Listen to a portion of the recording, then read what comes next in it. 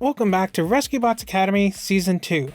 In today's episode review, we're taking a look at the Tracker.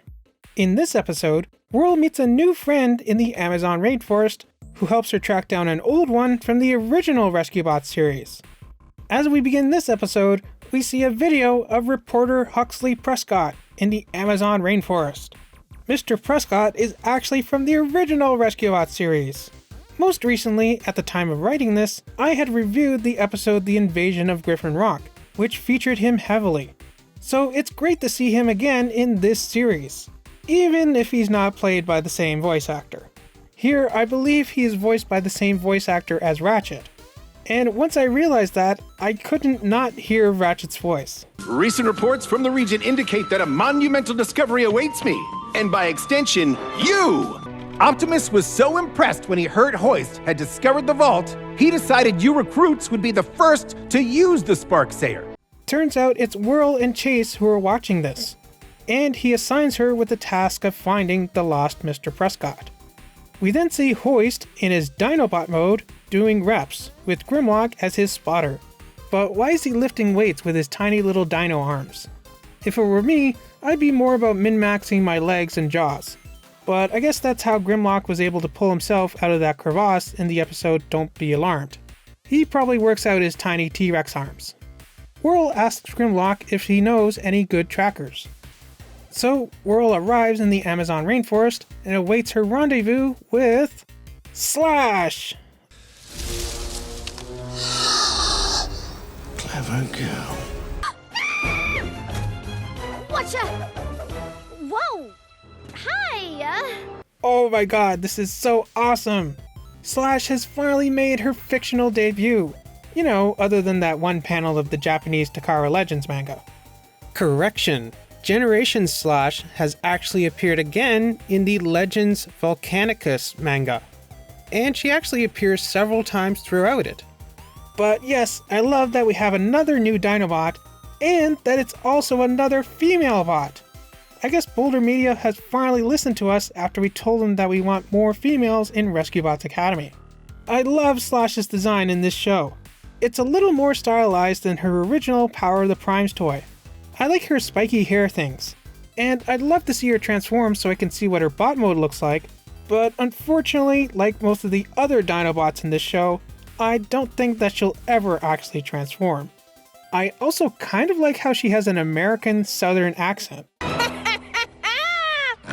Woo! I got you good. You must be Slash. Rhymes with bash, but with a sickeningly stealthy style. Now, what is it you's needing me to track down for you? She kind of reminds me of Rogue from the X-Men. You look a little on the weary side, honey. Been a long shift. Ooh, it's a tad chilly in here, don't you think? Like they say, cold hands? Out cold. I wonder how she picked that up. Who knows? Maybe she actually arrived on Earth in Universal Studios, and she scanned her Raptor mode from one of the animatronics in the Jurassic Park ride, and she learned to speak English from hearing the park staff. That's just my theory. So Slash begins to track down Huxley Prescott as Whirl follows. Now where did she... Huh?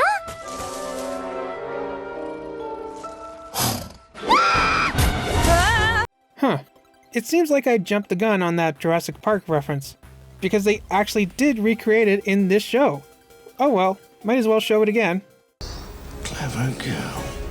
But it turns out that Slash doesn't work so well with others, and prefers to go it alone. Not following me, are you, Flatfoot? Well, I was. No offense, but Ah! I'm more of a lone wolf. So Whirl chases Slash, but she falls into some quicksand.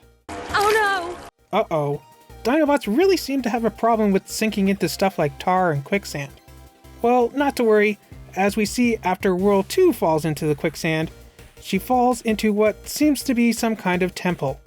Kind of like how Rey and them sunk through the quicksand and ended up in some tunnels in The Rise of Skywalker. Whirl, it's your reporter.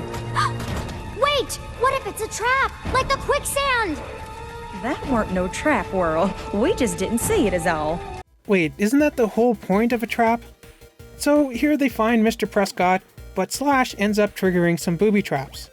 Luckily, Whirl is able to save them both, and they escape the temple before it collapses. And that's the end of this episode.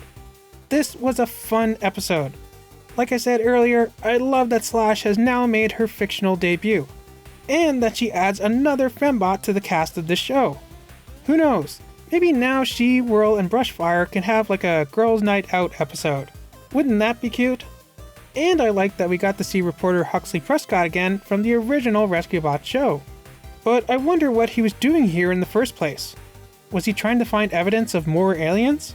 Like some kind of Kingdom of the Crystal Skull reference? Speaking of references, I do love that they made the effort to reference Jurassic Park. But I do wish that they would have found a way to work in the actual line, "Clever girl." Clever girl. Although, since Whirl was the one who worked out the trap, maybe she's the real clever girl. Well, let me know what your thoughts on this episode are down in the comments. Remember to like, subscribe, and do all that other fun stuff.